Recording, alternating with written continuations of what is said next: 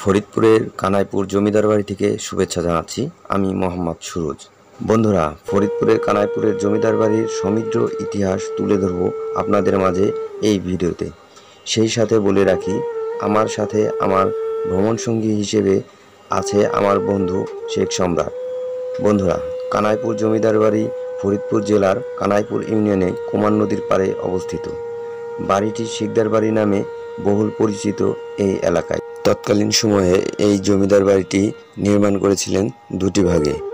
পূর্ব দিকে সামনের অংশ মন্দির বা আরও অন্য কাজের জন্য নির্মাণ করেছিলেন এবং পশ্চিম দিকে পিছনের এই অংশ নির্মাণ করেছিলেন জমিদার পরিবারের সকলের বসবাসের জন্য। প্রায় 400 বছর পূর্বে এই জমিদার বাড়িটি প্রতিষ্ঠিত হয়।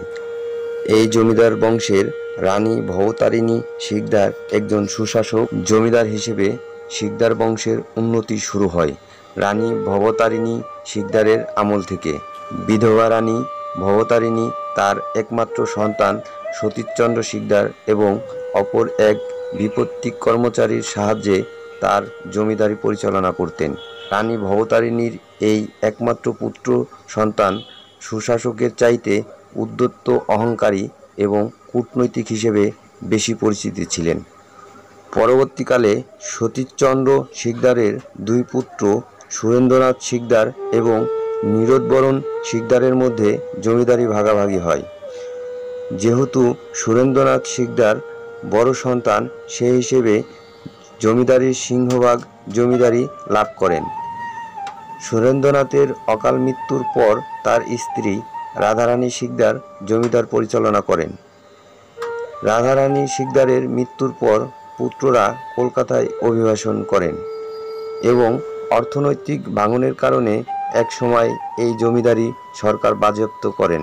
হাজী শরীয়তুল্লাহ এবং পরবর্তীতে তার পুত্র দুদু মিয়া 1818 সালে জমিদারের অন্যায়ের বিরুদ্ধে ফরিদপুরে ফরাজি আন্দোলনের নেতৃত্ব দান করেছিলেন। বর্তমানে এই বাড়িটি প্রায় ধ্বংসের মুখে। অযত্ন, অবহেলা, কালের সাক্ষী হয়ে দাঁড়িয়ে আছে প্রাসাদের ভবনগুলো। বাংলাদেশ প্রত্নতত্ত্ব বিভাগের কাছে আকুল আবেদন থাকলো যে এই বাড়িটির সংস্কার করে পরবর্তী প্রজন্মকে ফরিদপুরের ইতিহাসের এক নীরব সাক্ষীকে জানার সুযোগ করে দেওয়া। এই বাড়িটি দেখার জন্য ঢাকা থেকে বাস বা ট্রেনে করে আসতে পারেন ফরিদপুরে।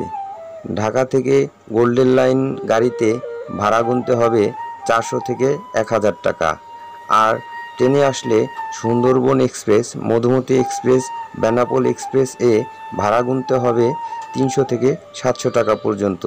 ফরিদপুরে এসে বাস বা থ্রি হুইলারে 20 টাকা ভাড়া দিয়ে কানাইপুর বাজারে আসতে হবে। এরপর সেখান থেকে 7 থেকে 10 মিনিট পায়ে হেঁটে বা ভ্যানে 5 টাকা ভাড়া দিয়ে চলে আসতে পারেন ফরিদপুরের কানাইপুর জমিদার বাড়িতে।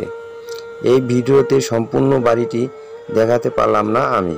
পরবর্তী সময়ে আবার একটি ভিডিও নিয়ে আসব। আমি তুলে ধরার চেষ্টা করব 400 বছর আগের সঠিক ইতিহাস।